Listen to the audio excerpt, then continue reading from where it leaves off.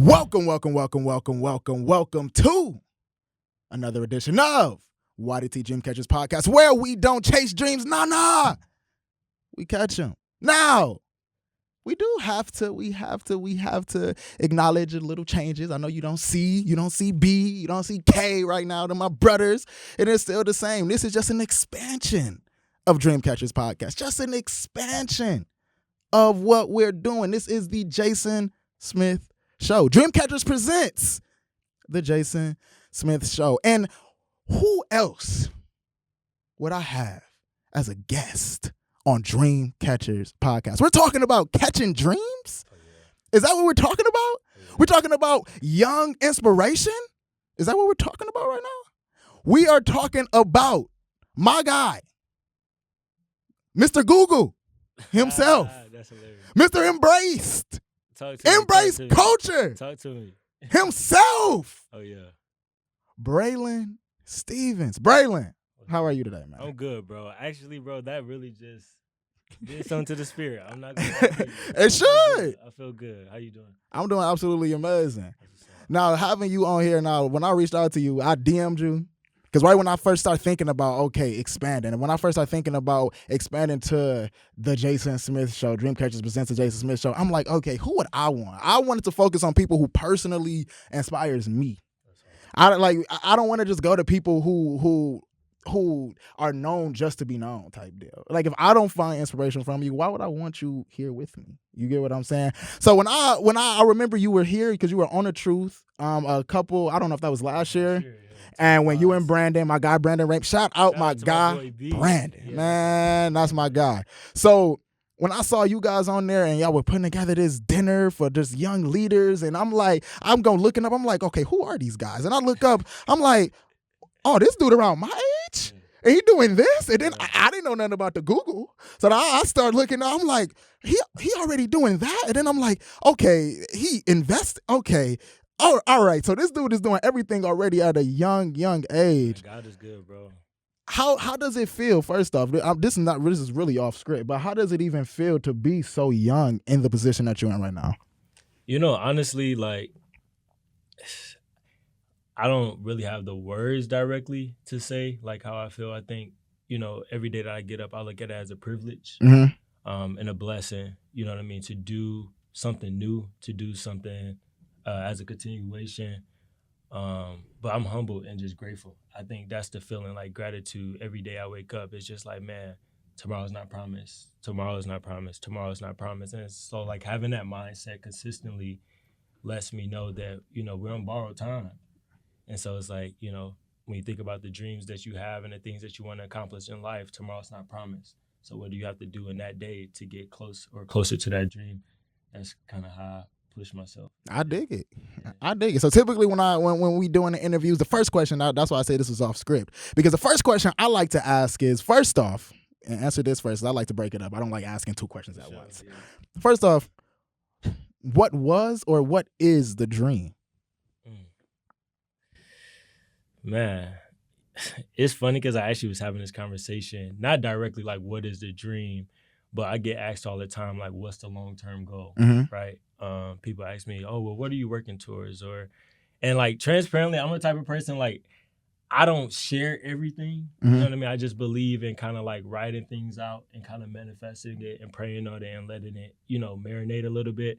But I would say my dream is like freedom, holistic freedom, financial freedom. If I could just wake up and decide whether or not I want to go to work and not think about whether or not I'm going to be cut less in my paycheck, like that's the dream, right? And so I think about financial freedom. I think about, you know, physical freedom to be able to do all kinds of physical activities without limitations.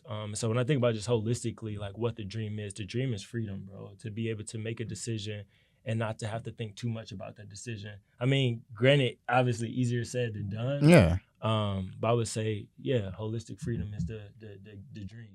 And so, okay, holistic freedom is a dream, financial freedom is a dream, physical freedom is a dream, freedom in total, I mean, freedom, if we boiling it down, your dream is just freedom. So what would it take? What do you think? What are keys that you've taken in your life that will help you get to that level of freedom? Yeah, I think like when I think about like specifically, let's start obviously like with financial freedom. I mean, knowing that I do have to get up and work hard. Like, let's start there, right? And so it's like, even in those moments where I don't necessarily feel like doing it, we all have those Without days. question. Is I think about my ancestors. Their dream was to get up and to go to work. Their dream was to read. And so I feel like at the end of the day, my dream is living their dream. And so I think about the triple effect of the sacrifice. I think about, the marches. I think about, the protests. I think about everything, right? That, I've learned through reading, through my ancestors, through my, older folks in my family. And I look at that and it remind me going back, this is a privilege. Yeah. Life is a privilege. To do the things that we do today is a privilege. And so I think when I look at, what continues to motivate me and what gets me to that point is just reminding myself that, it's a privilege. When did you start thinking like that? So when did you start basically saying, okay, I want to get to this level because like I want to represent and I want to live the dream of the people who walked the shoes before me who wasn't able to do this simply due to opportunity, simply due to the climate, the social climate, the racial climate. Yeah. They just weren't afforded the same opportunities. When did that kick into your brain?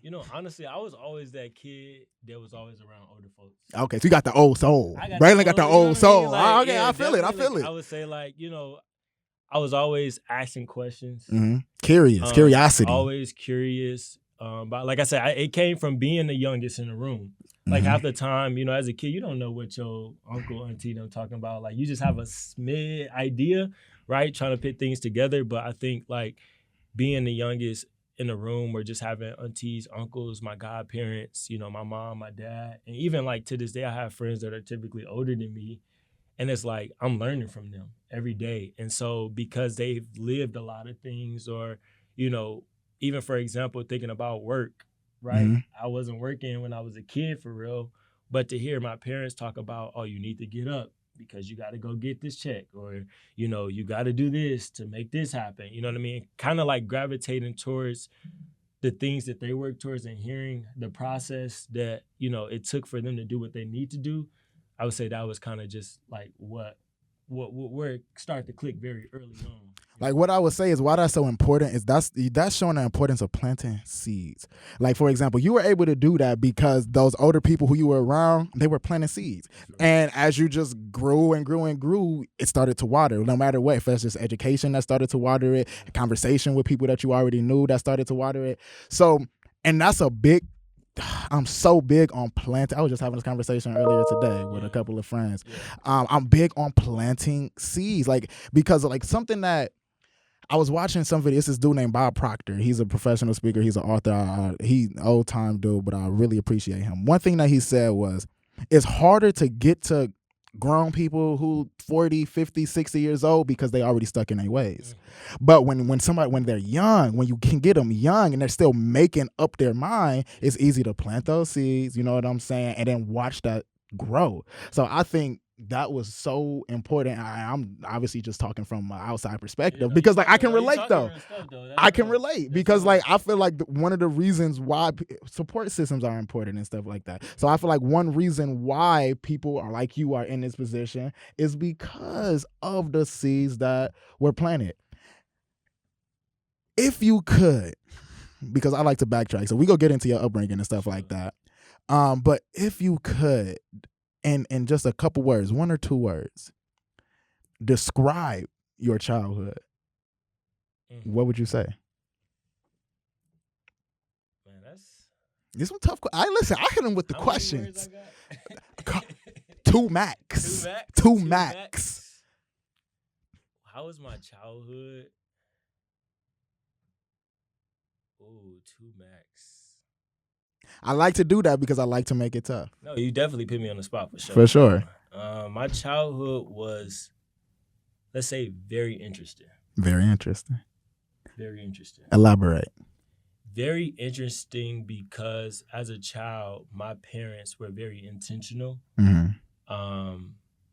with putting me in different rooms and opportunities. And as a kid, right, you don't know. Your mama say, oh, I signed you up for this. And you like, why? You know what I mean? But looking back, I'm grateful that my mom took the initiative to, put me in swim. She took the initiative to make me try soccer. She took the initiative to make me play baseball, basketball, theater. And so, like, as a kid, it was very interesting because it was so many different interesting people. You know what I mean? Being in those different environments, you're already exposed to things that you may not necessarily be exposed to when it comes to, like, your family, right? If you think about it, you go to school, you see the same people. Mm-hmm. You know what I mean? Your friends, you get to choose your audience, or not the audience, but, like, the people that you interact with. For sure. But then once you're pulled outside of that bubble, and I like to say bubble because we live in bubbles. We live in bubbles, yes. It became very interesting. People using words that you never heard. People are making references and talking about things that at least for me, never probably as a kid heard of. And so it was very interesting to, one, learn how different we are as individuals, but then two, it was very interesting to see that there's so much more to the world than what you originally are, put in and placed around. So I would say very interesting to that. For the people who don't understand what you mean when you say bubble, what do you mean, everybody, we live in a bubble? It's funny because my grandma says this all the time. There's people in Milwaukee, specifically in the north side of Milwaukee, that's never been downtown. Mm-hmm. That's what I mean by the bubble, right? These are the people who, you got your neighborhood store, you got your neighborhood gas station, everything you need, right, can be on those four corners. And you become so consumed with those four corners that you don't know what those other corners around 2, 3, 4 blocks away looks like, right? And so when I talk about the bubble, that's the bubble, because you don't know what's outside of that bubble because you're so, like, consumed in this one space. So that's what I mean when I talk about the bubble. I asked about that because this is something that I'm super passionate about. This is something I remember when I first got with WTMJ. One of the first interviews I had was the new sheriff. Her name is Danita Ball, like before she even got elected. And one of the main things that I was harping on was simply the fact that, okay, it's easy for people to look in the hood and people to look in the north side and be like, oh, blah, blah, blah, and come up with all these negative connotations with it. But what they are not understanding is how it was purposely built for that. What they not understanding is the fact that these people are like the people who living in the hood. Because even I was living in the hood until I was about 10 years old before we moved to Brown Dare on Hampton. I was on Hampton. I was on 19 and cap. I'm living there and I'm seeing, but that's literally okay. If little bro right here, he 8 years old and all he's seeing is big cuz do that and he's seeing big bro do that and he not able to even witness what's going on, he really believes that this is all I have and it's just a repetitive cycle. So I guess the question is, how do you break the cycle? And like one thing that, and this is something that I battle with all the time, I try to battle with solutions on how do you even break the cycle? How do you get kids living in disadvantaged situations to know that to see that there's much more? And one thing that I do, so like even like I told you, like I'd like to do the professional speaking. And when I go to school, it's something that always stick with me because obviously you see my hair, you see my earrings, you see that. Really, when I growing up, my family was telling me, listen, you're not gonna be able to work in something like this with hair like this. You're not gonna be able to work. So one of the biggest things that I stress is, bro, be you. Character, charisma, personality, intentionality. That matters much more than trying to fit into this box and be like them. You know what I'm saying? So I think it's more of seeing it, actually seeing representation. People, okay, oh, he look just like me. Oh, snap. He can wear his hair like that and he doing what he doing. Oh, snap. Braylen can have his earring. He can have ears pierced right now. He can dress crispy. He can do all of that and still be in the position that he at. He don't have to button up, boom, boom, boom, you know what I'm saying, to fit in with society. Right. I think representation is one of the keys in order to break the cycle. Yeah. Do you have any thoughts on that or any? For sure. I definitely think, authenticity goes a long way, right? We say all the time, you can read people when you at least for me, I feel like I have pretty solid discernment sometimes when you can kind of notice when somebody's not being their authentic self, right? Some people are good at masking it, right, and doing better. But then also I feel like you have to also know your audience as well, right?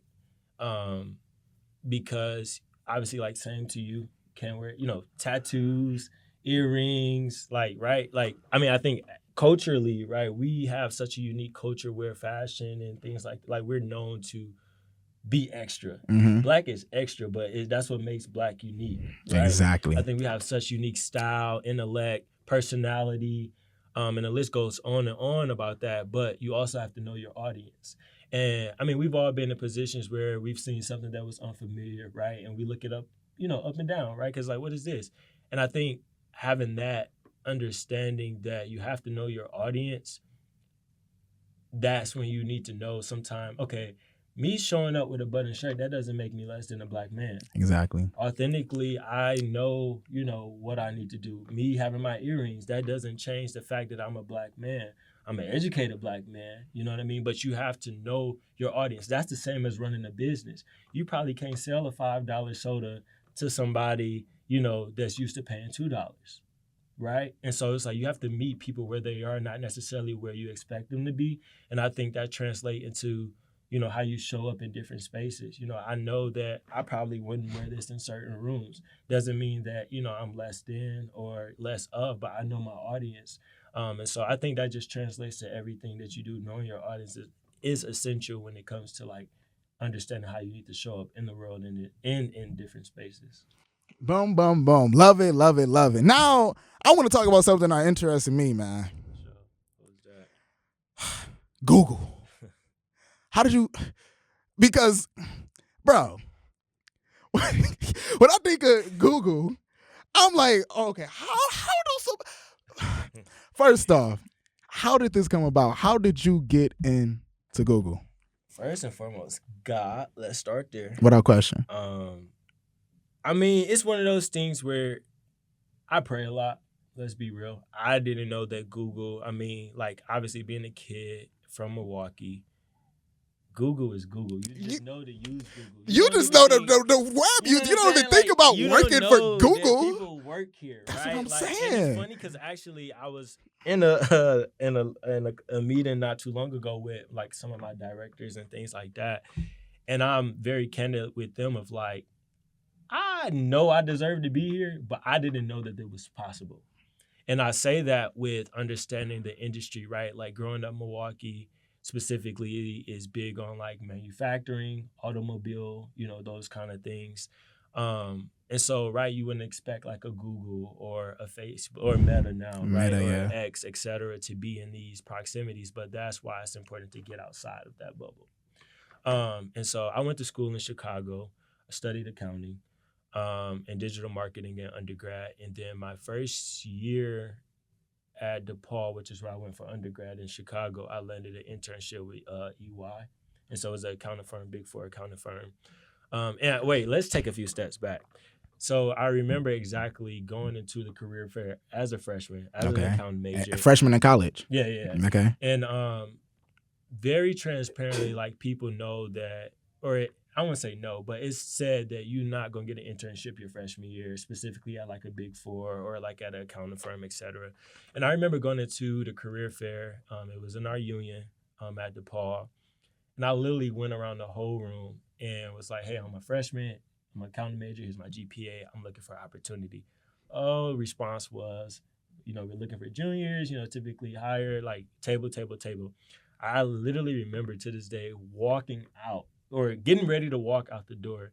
And it was one person at the door and they were at EY. They were represented from EY. And she was like, hey, where you going? And I was like, I done, made my laps around, I'm going to just head out. And she was like, well, have you ever thought about EY? I was like, not really, I'm interested in learning more. But that was my first yes. I think she seen that I showed up. Right? As a freshman, you could be told not to go to these things because you're not going to land anything. But I was determined very early on to just go after it and let somebody tell me no versus telling myself no. And so fast forward, interned there for a year, specifically actually in Milwaukee. And then the second year, I remember having my exit, like they do like a summer exit interview, kind of pretty much saying like, do you want to return or, asking you about your experience. And for me, I always knew that I wanted to stay in like media, entertainment, sports, like obviously that's, fun and, things like that. And I remember having a conversation with one of the leaders when I was in my internship. And I was like, any way by chance I can like get on some like entertainment clients or, something like in this industry, right? Again, Milwaukee being very like automobile manufacturing heavy, like they were very transparent. They were like, we could try to make something happen, but there's no promises. However, if you, are looking to come back, we could potentially like, work something out. And so fast forward, I had knew that, obviously like LA West Coast was like big in that space. I also knew that EY had an office in that space. And so I was like, hey, any opportunity I can go over there. And they say yes. And so I interned out there for a summer in LA, had the best time of my life. And from there, I was exposed to some of the industry, specifically like the tech, the media entertainment client side. And that was like my first exposure to tech. Like, okay. And so that's when I heard about like, the Googles, the Metas, the Snapchats, and, all of those different companies. And like I said, as a kid, it took me to not settle in Milwaukee for what had been already given to me, but to still have that inquisitive and like questioning what does other opportunities look like. And so fast forward, I did that internship, really enjoyed it, learned a lot, and that was my exposure to tech. And then I remember I was a part of the National Association of Black Accountants through undergrad. I'm very active, and we had every year they do a conference. And I went out to the conference, interviewed with a few other tech companies, and then I'm like, if they want me, I got to see what else is out there. You know what I mean? So it's like definitely like kind of one of those things where it was like baby steps, right? Like you see this, you're exposed. Okay, it has to be more. See this? Oh, okay, it has to be more. And so I would say like going through those experiences definitely just taught me to continue to just seek more.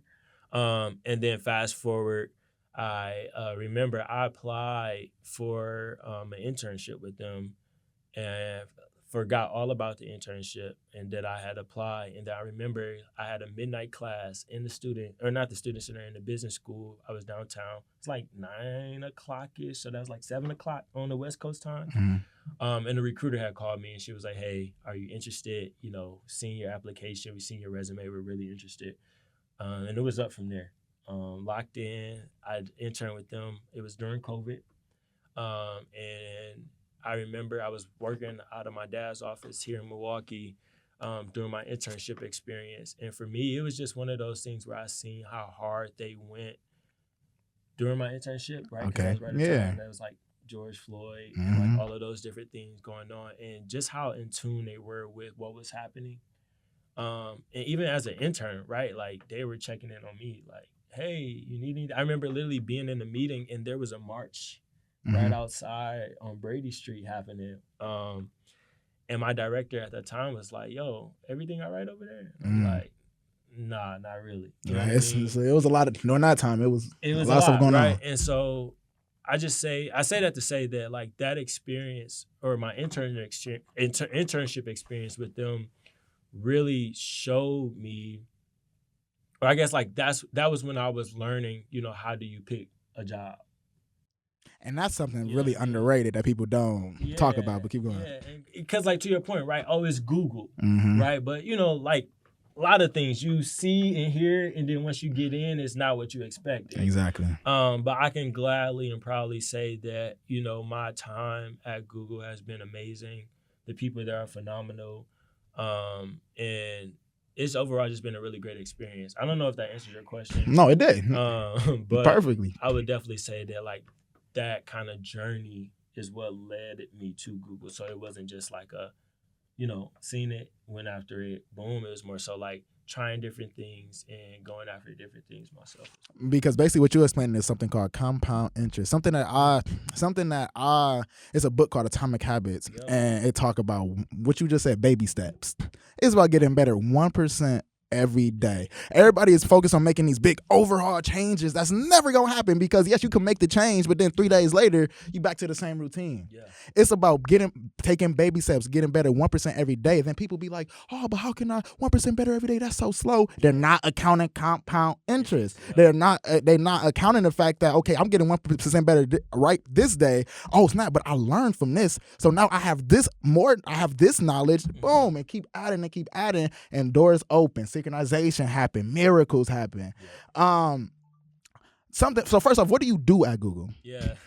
So I'm a product finance analyst. Man, what is that? Yeah. So Google is a very interesting space, as you can imagine. It's definitely a powerhouse, and so specifically we have many different. I'm trying to figure out how to say this without saying too much. Yeah, no, I feel like in the condensed version, because I know it. Trust me. Yeah. But long story short, I lead the financial plan for some new products that are launching or that are launched. And so focusing on like financial strategy, and then also just managing the P&L of sustaining products that's currently in the market. So in sum, that's what I do. Oh man, no, that's exactly what I'm looking for. I mean, you can't sit here and break it all down, but I just wanted to know, like, okay, this dude is, because I saw it on your LinkedIn, and probably because it was a few different positions that I know that you literally worked your way, and I'm like, okay, no, this dude is crazy. Yeah. So I started there. Like I started in a rotational, actually, a finance rotation program. Highly recommend anybody that's coming out of college. Like if you could find some sort of rotational opportunity, especially coming out of college, like it's essential. And I think it really gives you the opportunity, at least for me, to go through different areas of finance, because like I said, I went to school for accounting, and to really assess what was for me and what wasn't for me. Because finance and accounting is so broad. There's so many different opportunities and things that you can do within it, but then being in rotational programs give you the opportunity to like also not just build your acumen, your skill set, but then also to be able to understand whether or not this is something that you can see yourself doing long term or not. And how old are you? 24. This is crazy. Do you understand the impact that you are having, the influence that you possess, being 24 years old, being in this position, all the way? So we talked about Google, 24. What is MBraced Culture? Oh, this is my baby, bro. That's MBraced. It's a lifestyle influencer brand, pretty much pushing people to embrace who they are, what they stand for, what they believe in, but also reaching their highest potential. MBraced, it started, I remember, in my freshman year of college. Specifically, like I was doing stuff like this. Let's be real. Like I was going into classrooms, talking about like college, talking about, accounting, talking about like my journey, etc. And then I had mentors at the time who were like, dude, people get paid to do that. And I'm like, college student, I need some bread. Exactly. But like holistically, from there, I also always been like interested in like clothing, fashion, and things like that. And MBraced started right after my freshman year, or like I officially launched my freshman year. My bad. Oh no, you good. It started my freshman year, and yeah, it's been kind of just taking off from there. So it launched officially as like a clothing brand, following the motto embrace, which means like literally embrace it, embrace who you are, what you stand for, what you believe in. And I've kind of used that as a lifestyle influencing brand. When we talk about, the word authenticity and what it means, that's what MBraced Culture is unifying individuals that just want to be their best authentic self. But then it's broken off into 3 pillars. We have the outreach pillar, which is where we do like a lot of philanthropic work, going back into the community, partnering with different organizations to help kind of do the social impact work. And then we have the promotion brand. So in college, I was like working with different artists, helping people launch their ideas and kind of serving as like that consultant, in that space. And then apparel, which is essentially like one of our main revenue drivers. And how we've been able to kind of fund, different projects and opportunities. But then also it's my primary market. I actually got it on like right now. We got to show that. No, trust me. Just do that because we go zoom in once we. Dear to my heart. Yeah, for sure. Yeah, it says like on my shirt, when authenticity meets purpose, embrace it. And that's how I live my life today. Like the things that you're truly passionate about, like I feel like those are the things that drives your purpose. It helps you, reach that highest potential because you're going to give your all. So purpose. Yeah, that's a good honestly a good segue to my next question. Do you believe that everybody is born with purpose? Or do you believe that people can create their purpose? Or do you think it's a mixture of both? It's kind of like the nature versus nurture debate. Me personally, like I think nature, when it comes to nature versus nurture, I mean, people are a product of both. Like you're a product of nature, obviously, but then you're also a product of how you were raised, your support system. So, but when it comes to purpose, I like to see what people think about. Like, do you think we're born with purpose, or do you think that we create our own purpose?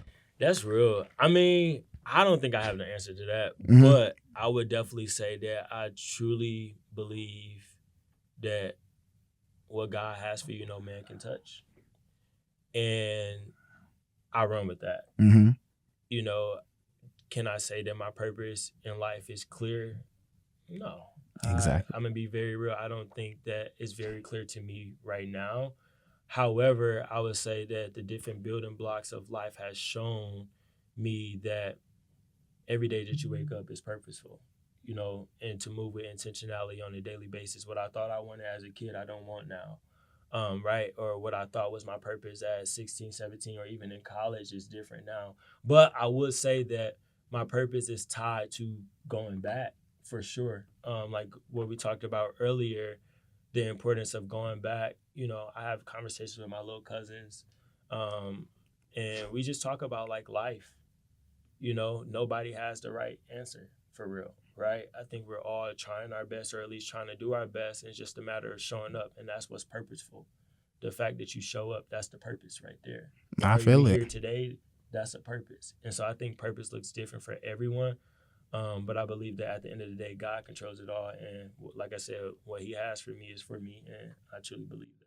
So you didn't mention dad, you didn't mention cousins. It's very clear you are family. Oh, yeah, without a doubt. Oriented. Without a doubt. So how big of a role did family play in your success? Big. Like, I thank God for my family. I mean, man. I didn't mean to start the waterworks. Man. I didn't mean, I'm just saying, like, no, real talk, though. Like, really, my family means a lot to me. Because I feel like at the end of the day, my family know how hard I work. And even if I didn't accomplish something, my family is the ones that's telling me that they're still proud of me. You know what I mean? And so it's like at the end of the day, when that curtain closes, they're the ones at the end or on the side of the stage still clapping. And so because I respect my parents so much, I respect my family so much, my friends, like, they make me who I am. You know what I mean? We have conversations all the time about just like life, and they correct me, you know, or even in moments where, you know, I might get off track. Those are the ones who spin me around like you tripping. And I think that piece of accountability goes a long way. And I feel like your family and friends should be the people who hold you accountable. And because they hold me accountable, I respect them for that. And I give them all honor and praises because they contribute immensely to who I am as an individual. And even just, you know, Google, MBraced, like all of that stuff.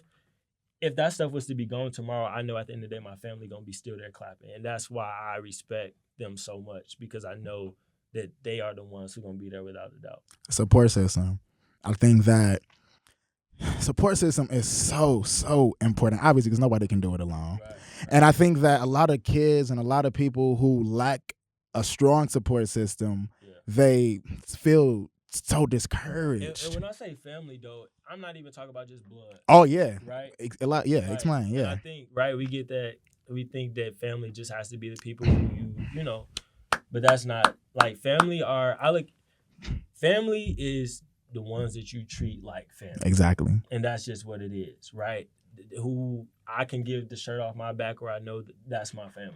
And that's what I run with, so. Because a lot of times, people are closer to their quote unquote, like me, that's my brother. When people ask me who that is, that's my brother. You know what I'm saying? These are my brothers. Like, you know what I'm saying? Like, family is much more than blood, because first off, you can have blood relatives and then people not really treat you like family. They're like, you can have friends who treat you much more like family than even blood relatives. So I'm glad you clarified that and you expound on that. Yeah, but I will say though, my family though, is it? They different. Yeah, without question. My family different. Like you know, it's funny, we talk about this all the time. Like we really like look out for each other, and I thank God for having a family who we really look out for each other. We might talk crazy to each other, but don't let nobody else talk crazy to you. You know what I mean? love Like, it. that's how my family is. And I'm just grateful. Like, even my extended family, like, the way we show up for each other is crazy, bro. Like, I I speak so highly of that because I also understand that not everybody has that. Mm-hmm. But then I talk about it with pride because I want people to know that it does exist. Especially in the Black community. It does exist. And I feel like, so much. I mean, at least I know growing up, I used to be nervous, or I wouldn't even say nervous, but I would be very hesitant to talk about the fact that my dad is in the house. Mm-hmm. As a Black kid, right? Exactly. Like, that is such a blessing, but you sometime, or at least I know now I'm good, but like as a kid, I had friends who didn't have that, right? Mm-hmm. And so not necessarily, I was afraid to talk about it because I didn't know the dynamics, right? And as a kid, like, you don't want to cross nobody. You want people to feel Comfortable. Yeah. And so, like, for me, I only say that to say, like, it does exist and there's opportunity. And even now as an adult, I feel like there's a responsibility for me to continue to show that it does exist. You know what I mean? And I don't know where I'm going with this, but No, I just want to go. just say that, like, family means a lot to me, bro, because I'm definitely blessed to have them. It's important because of the external perception that people who not in our community, they just looking based off of headlines and based off of stereotypes, as if we don't have good families, as if like all Black people don't have good families and all Black people. Now, if the people who are not fortunate enough to have the support system or the family that's integrated or involved and stuff like that, a big thing that I like to talk about is that person, they have to find a way to find that support system. They have to find a way to find those friends. They have to find a way to find mentors. They have to go actively seeking. And when I say actively seeking, it start with just readjusting your mindset, because honestly, once you readjust your mindset, stuff will attract to you. The people will come to you once they see how you move and they see how you thinking and they seeing what you trying to accomplish. Oh, that dude right there. Oh, little Braylen. Yeah. Oh yeah, no. It's something about him. Let me help him. Yeah. And I would say, bro, I'm definitely grateful because I feel like outside of my family, I've been blessed with incredible mentors. Mm-hmm. Like, my mentors are my big brother, big sisters, like T'Angelo, Obi, like, those are the ones who was with me when I was in high school trying to figure it out, when I was trying to figure out my colleges, or when I was trying to figure out how I'm going to pay for college, right? Because they lived that experience. They were able to share with me the do's and don'ts. And I was accepted to hear. Like, you have to be, like, that's another thing. You have to be willing to listen. You have to be willing to listen. Not saying that you have to take everything that this person told you, but you have to be willing to just hear what's being said, because it's not being said to just be said sometimes. You know what I mean? And so, like, I definitely thank God for my mentors as well, because they've played an incredible role. And these are people who not necessarily that just fell in my lap or anything like I also went out and sought after them. T'Angelo, he was one of the lead, or he was like working at this organization. I was a part of this group in high school, and T used to just show up to our school, for the programming. And like, I just looked up to him because he was a Black brother doing really great things. I just loved how he carried himself. And to this day, he's still my mentor. You know what I mean? And then Obi, for example, I was doing apprenticeship in medicine, and she came and spoke because I thought I wanted to be a dentist growing up. Okay, so we got to get back to that. But she came and spoke, and she talked about the power of brand and how to show up. And I'm like, oh no, she different for sure. Like, she came in and like literally had us all like lean forward, and I was like, I want to command rooms like that. And to this day, she's still my mentor, and she's still commanding rooms. And I thank God for her, because I feel like she's giving me the tools to command rooms as well. But then even now, like I said, they're my big brothers and my big sisters now, right? Through life, they've played many different roles. But yeah. So with your family, the success of your family that they've had with you, the success of your mentors that they had with you, the success that you've had, how do you define success? Yeah, bro. Success. What is success? The small wins. That's what success is. It's the small wins. And I feel like I just got to a point where I accepted that, versus success being a tangible thing. I think, obviously growing up, we're taught to dream big. Mm-hmm. We're taught to go get a good job, to get a good education, to get a house, to buy a car, to start a family, etc. But those are the bigger picture things. There's so many different things that happen between that and, or where you are and getting towards that it's the small wins that means the most. And so I would say, like, for me, success is the small wins. Waking up this morning, that's success. And that's a small win. Me being here today and you invited, this is an honor, bro. This is a true honor and privilege. This has been a successful day. You know what I mean? And so it's like I say the small wins because it's truly the small wins that makes things successful for me. What I take from that, one word, if I had to boil down everything you just said, gratitude. Bro, I'm so big on gratitude because once you find when people get so down and get into their heads and you know what I'm saying, they get the anxiety, they get down on themselves, they get discouraged. When people come to me and tell me that what's one thing you're grateful for? Whenever you feel down, whenever you feel anxious, think about one thing that you're grateful for. Because that's compound interest, going back to compound interest. Now I'm grateful. Okay, for example, I'm grateful for my apartment. Yeah. Oh man, I'm grateful for it. I got food in the fridge. Because life hard, bro. Exactly. Real. Life is tough. Exactly. Like every day is going to be something that's going to come to knock you off. Exactly. You know what I mean? And that's why they say it's important to have a strong mental. And I think mental is, dude. It's huge, bro. It's huge. And I definitely feel for the people who don't have it. Yeah. You know what I mean? Because I know what it means to go through things and to not have the mental. Mm-hmm. And so it's like, once I got my mental and fully locked in on my mental, I realized what Glorilla said, the day gonna end. At the end of the day, the day gotta end. You know what I'm saying? And that's real. Yes. I mean, I even look at it just like days at work that are tough, bro.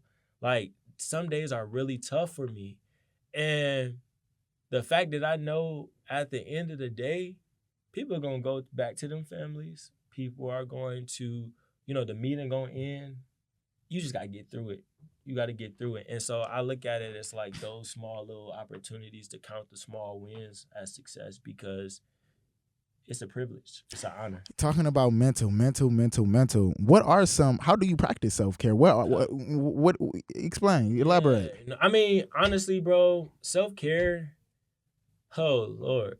I feel like it's different for me every other week, to be honest. You know what I mean? Self-care sometimes is me taking a vacation. Sometimes self-care is going out with my friends. Self-care is me just scrolling on my phone on Instagram sometimes, in silence. You know what I mean? I think self-care looks so different. You have to just make it how whatever it is that fuels you, that's your self-care.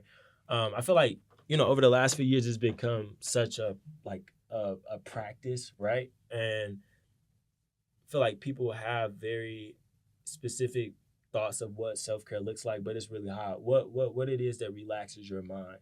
And for me, like I say, it's different. Like whatever season I'm in that moment. No, I feel that. Do you have any mantras or guiding principles that you live by, or that you feel like it's something that keeps you going?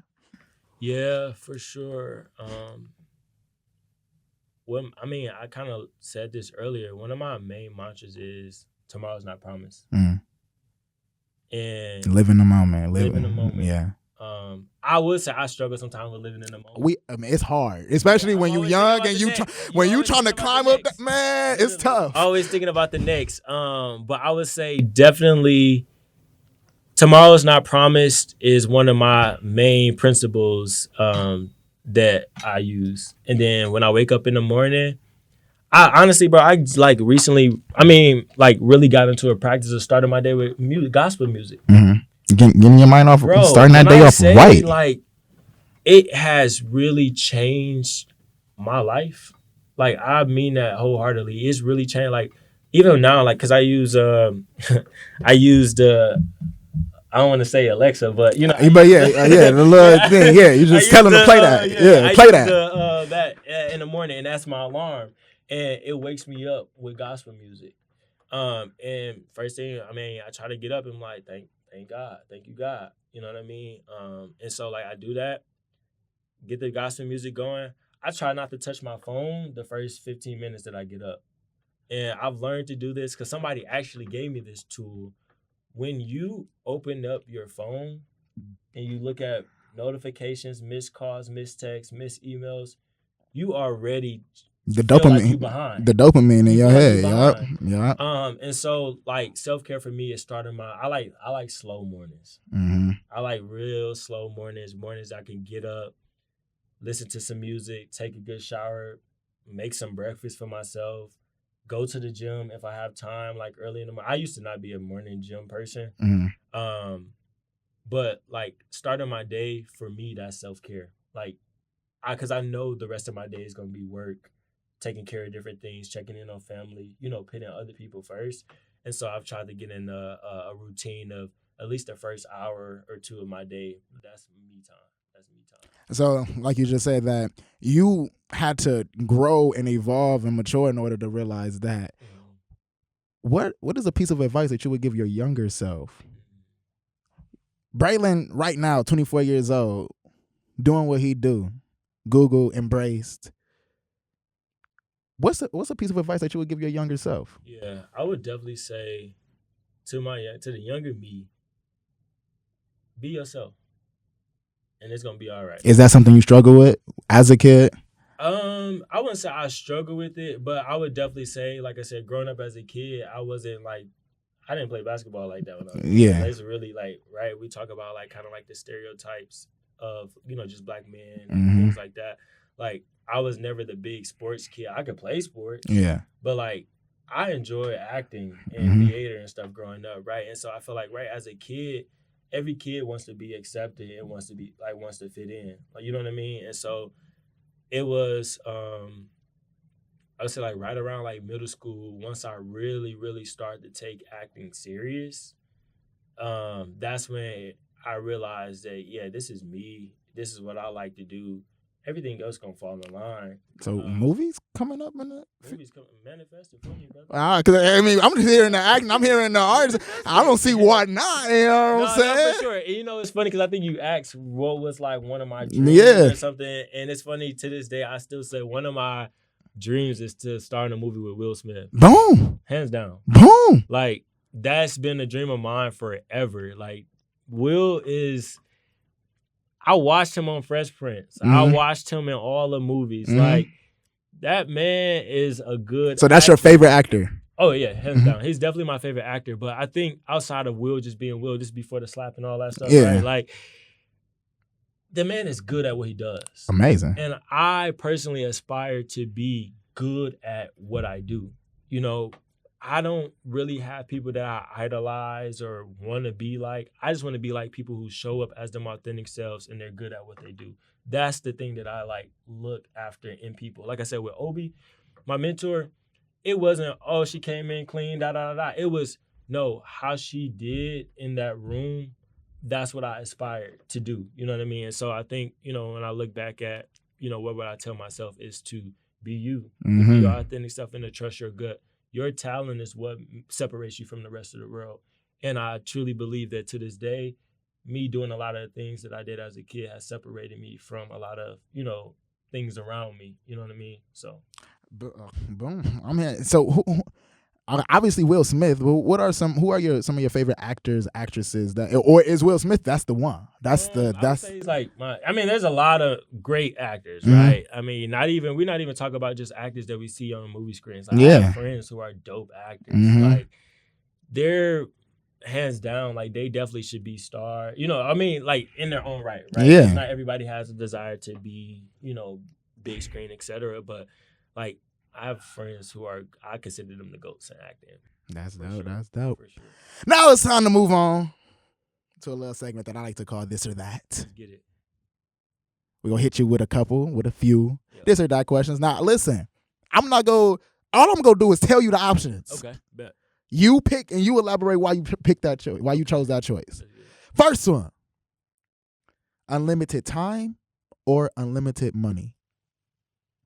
Whew, that's a good one. That's a good. Hey, come on. I'm hitting you with the good stuff now. Come on now. Unlimited time or unlimited money? We talked about financial freedom, right? We did. We talked about financial freedom. So I would definitely go with unlimited money. All right. Go with unlimited money. Like, let's be real. I'm drinking the same thing. So listen, I understand exactly what you. you. Ballers. Yeah. Come on now. For sure. I'm going unlimited money, right? Because I mean, you don't got no limit to life at that point. Like, honestly, money controls a lot of stuff. So if you everything really pull money from the table, people will be doing crazy big stuff. You know what I mean? So I think I'm going for the unlimited money for sure. Power to read minds or be invisible? I don't want to read nobody's mind. Okay. I'm be real with you. Let your thoughts be your thoughts, and I'm okay with that. I feel it. I'm definitely going invisible because I want to know what was said when I wasn't in the room. That's where I'm going. Reading people's minds is too much. You know like, bro, I don't even want to know what you're thinking. I don't even want to know what you. I feel like, bro. You know how overwhelming it would get if I'm sitting here and I'm able to just read everybody's mind. Why do I even care what's on your head? Think about, like, especially if it's. Don't let it be like somebody that I'm really. You know what I'm saying?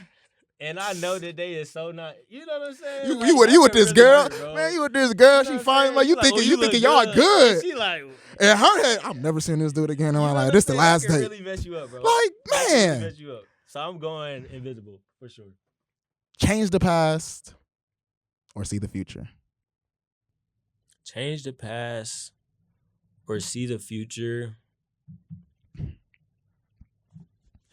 I feel like I would probably go back in the past and do some things different for sure. I don't really care to see the future because then I feel like I'm an overthinker, bro. I'm an overthinker, and I feel like if I know what the future looks like, I'm gonna overthink every single thing that I do. So I'm definitely going back in the past. I love it. I love it. I love it. Yeah. Final segment that I like. And we kind of actually talked about this, but I'm going to just see if you have any more thoughts about it. Because meaning and purpose a little bit different. Yeah. Deep dive. So this is where I ask a philosophical question. Okay. And I like to just, pick the brain of the guests to see, okay, what are they thinking? Yeah. Is there a meaning to life? If so, do we know what it is? These are deep philosophical questions. These the come on. This was. Keep you up at night. You know what I'm saying? Oh man, what is it?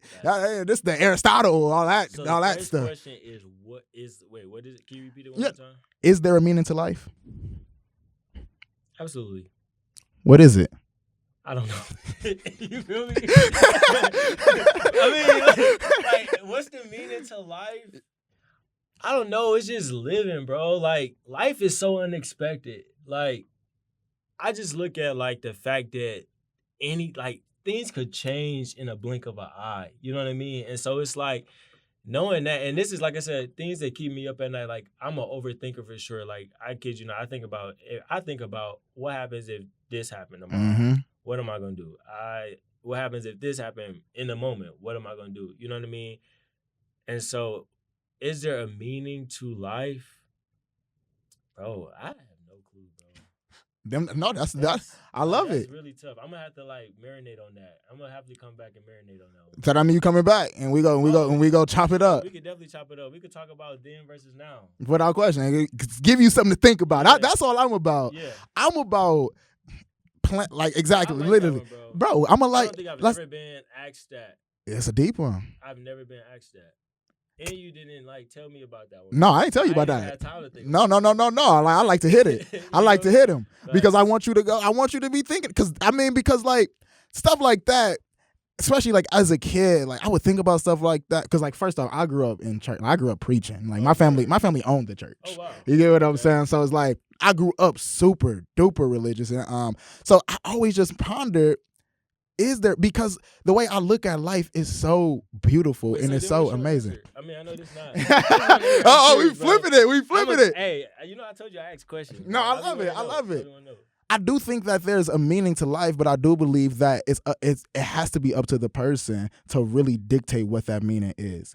Because it's That's real. If we're talking about an objective meaning to life, I mean, really, what is it? Are you going to say, is it to be a good person? Is that the meaning to life? Right. But what if somebody who's doing something bad, but in their head, they're doing something good?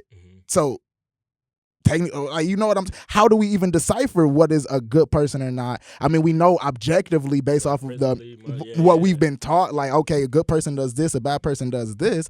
But like, I like to use this example because I believe everything is perception. So for example, now this is gonna get a little, but if I kill a man right now, everybody else, the world is gonna look at me like, oh man, that's a bad man, that's a bad person. Right.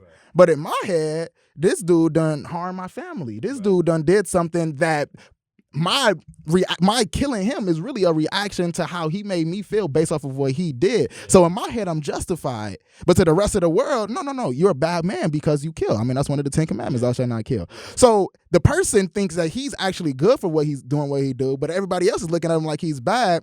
How do we decipher?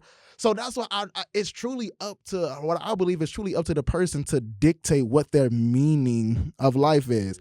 Like a meaning that I believe in my life, like inspired by. I'm big on being inspirational. I'm big on being around inspirational people. I'm big on being inspired and being inspiring. Because, I mean, when we thinking about anything in life, everybody has to be inspired. In order for anybody to do anything, they got to be inspired. Right. In order for you to be in the position you at, you had to be inspired. Yeah, for sure. And I'm inspired every day, bro. Like, I think that's the beauty of life. Being around people. I mean, even, like, my friends that's here, like, when we have conversations, they say stuff that I never would have thought about. But that's the inspiration that I get out of it. You know what I mean? I feel like we had this class in high school called Theory of Knowledge. Love it. And those are the questions like, you know, what does life mean? What is shared knowledge versus personal knowledge? Like, those are the things that we were, you know, consistently talking about in those classes, right? And I think for me, like, I love shared knowledge because I'm big on perspective. And I think, you know, even as an adult and as I continue to grow and learn, I'm realizing that I also have to do a lot of unlearning. You know what I mean? Especially like now coming up as what I thought was right wasn't right. How I probably handled that situation in the past because it's been taught that this is how you take care of stuff like that. That wasn't the right way, right? And I think, you know, again, going back to just having to unlearn a lot of things and to kind of become my own individual and to start to set principles for myself, goals for myself, more for myself, and kind of reevaluating things has definitely been, I would say even now, like I'm finna be 25, bro. Like this that quarter century, like life is different. Life is different. Unlearn. You just said the magic word. Unlearn, bro. So many people, and especially like even a lot of people who graduate high school and they go to college, graduate college, they don't look to unlearn. They don't look to improve skill sets. They don't look to do certain things because they feel like they just go off of the knowledge that we've been taught, the knowledge that we've been. That's how we always been doing it. Bro, don't even get me started. Because we don't do it like this. That is the most frustrating thing somebody can ever say to me is, but this is the way it's always been done. Well, it's time to change this then. You know what I'm saying? But let me say this though, because I think too, and I'm learning this, right? Like I said, just in life, that you're going to have some people who are resistant to change. And it's not because necessarily they don't want change, but they don't know what change looks like. And for people who may be comfortable with something because it's been working, right? You know the thing, don't fix what's not broken. You have people like that. But you have, with those situations, you have to be very intentional. You have to also understand that things takes time and that you have to get to know this person. You know what I mean? Or like, I mean, in this specific situation, right? Like you have to really understand, okay, not necessarily, oh, they don't want to change, but understand why. You know what I mean? Empathy. Empathize, exactly. Right? You have to, like I said, I always say, don't meet somebody where you want them to be, meet them where they need, help them get to that point. You know what I mean? And so it's like one of those things where you have to empathize and seek to understand. And then it's like, okay, now that you understand, let's walk and talk through this thing together to get to a solution. And I always say, even with problems, come to the problem. I do not like complainers, bro. Like, don't complain if you don't got a solution. Come on, man. Just keep your mouth closed, bro. You know what I mean? And like I said, I didn't, right? This wasn't something I knew right away, but like, I've learned what it means to have a solution and to be able to talk people through your solution versus just complaining or adding, because that's adding to the problem. Just complaining is adding to the problem. I mean, first, yeah, it's a song called "Don't Worry, Be Happy." Oh, song, and it literally say, "In life you have some trouble, but when you worry, you make it double." Man, dog, don't worry, be happy. Hey, man, that's my song. That's my jam. You know what I'm saying? Though, it's a lot of songs that be dropping gems, bro. Them old songs back in the day, even the songs now though, but them old songs back in the day, man. Oh, yeah. They would get you through some stuff, bro. But like something I want to touch on that you said about people changing. Yeah, the fear of the unknown. A lot of people are afraid of the unknown, especially. Included. It's hard not to be. Like, how can you not be afraid of something that you don't know or you don't see and stuff like that? Yeah. So I think that it is a delicate balance between being afraid of the unknown and then embracing the unknown. Right. So I think that it's a fine line that people have to walk, and obviously that's a line we both still working on, being young professionals trying to do what we do. Because like I said, I'm young, bro. We don't know what we're doing. Remind myself that, like, I mean, like, to your point when you was like, oh well, what should I call him? Like, bro, I'm Braylen, bro. Yeah, like that stuff is title. Like, that's titles. Like, titles don't define you. They don't define me. Like, I always, even in work, like, you see so many people, or at least for me, like, I see people who chase titles but don't have what they thought the title would give them. Exactly. They're not fulfilled. You know what I mean? And like I said, the small wins is what means, or means the most. And so I don't know, bro. Like I said, these are conversations that I have with like my friends and my family all the time. It's just like those baby steps. Like, take it day by day. Like, assess opportunity. You know what I mean? Think about, what do you want out of it? How does this take you to the next level? Yeah. Chasing titles don't fulfill you because chasing external, it's validation. Like, bro. Only way that you will feel fulfilled is inside. You are the only person who can truly fulfill yourself. Like, other people congratulating you, other people telling you how amazing you are. Yeah, that's good. It's gonna feel good, especially in the moment. And it's good to know that people care about you and that. But bro, if you don't feel proud of yourself, if you don't feel it for yourself, what these people saying is going one ear out the other. Yeah, and I mean, even just think about just like I'm a people's person. Like, my parents is always like, we grew up, treat the janitor how you treat the CEO. Like, that's just been something that's been ingrained in me as a kid. And so it's like, having that in the back of my head allowed me to remove the titles. You know what I mean? Because it's like, this could be one of the highest ranking X, Y, and Z, or this is this person or this company, et cetera, but they could be a not good person. You know what I mean? And so it's like, understanding that title doesn't necessarily validate that person as a good person. Like, for me, that was just kind of one of the things where I realized that you just got to look at people for who they are. You know what I mean? Not necessarily what the outside projects them to be. And it's funny because I actually posted something not too long ago, and I don't even remember exactly verbatim, but it was like, a lot of people are going to like know who you are, but they're not going to know who you truly are. Exactly. You know what I mean? Exactly. And that really hit home, because it's like, man, I'm sure you probably thought of somebody very highly, and then you met them, and you're like, that's it. You get into the end, man. Of no substance. Like, and you would just think so highly of this. You know what I mean? And so it's kind of one of those things where it's like, you go into it with an open mind of understanding at the end of the day, this is a human. This person bleeds the same blood. This person has struggles like I have struggles, and finding humanity in people. I try to start, like, especially like at work, with people who I've never met. I try to learn their upbringing. Like, what was life like for you growing up? You know what I mean? I think that sets the tone for conversation. I mean, I've learned how to be a better collaborator because I know who the person I'm collaborating with. You know what I mean? And I kind of run with that and like just different things that I do in life. Love it. You talk about your team. Yeah, when we walked in the door, I saw Braylen was deep. I was like, I love it. No, I love it, bro, because that's the support I'm talking about, bro. Yo, people here for you. They pulling up. They here doing what they, bro. I love it. Braylen. I love him, bro. And like I said, I mean, even and that's another thing. Growing up, I've never been like a group person. Like, I don't know, like my friends, they probably say like, I never was always that person to hang with us with just one group of people. I was never a person that like, you never really, how people like, you see them, like, you're not seeing me. Like, exactly. Usually even my mom used to be like, she used to be worried because I used to move by myself so much. You know what I mean? But like now, right, as I get older, I'm realizing that, you got to take people on the journey with you. And that's how y'all live and grow as a collective. You know what I mean? It's not a monolithic society. Like, you have to be willing to do things. That's it, monolithic. But not yeah. You know. But like, you have to be willing to like grow. Like, my little sister is in here today. Like, that's my little sister, right? But I believe, like you said, you have to show people. You have to be the example. You have to take them along with the journey with you. And that's how I get fulfilled, because I know that I'm not doing this by myself. Like, me being here is them being here as well. And I look at them like I try to support and show up with them and be a part of their different things that they got going on, because that's how I learn to grow as an individual. So I'm grateful for them. Thank y'all for showing up. Man, love. But like, no, they're my dog. I want to thank Braylen.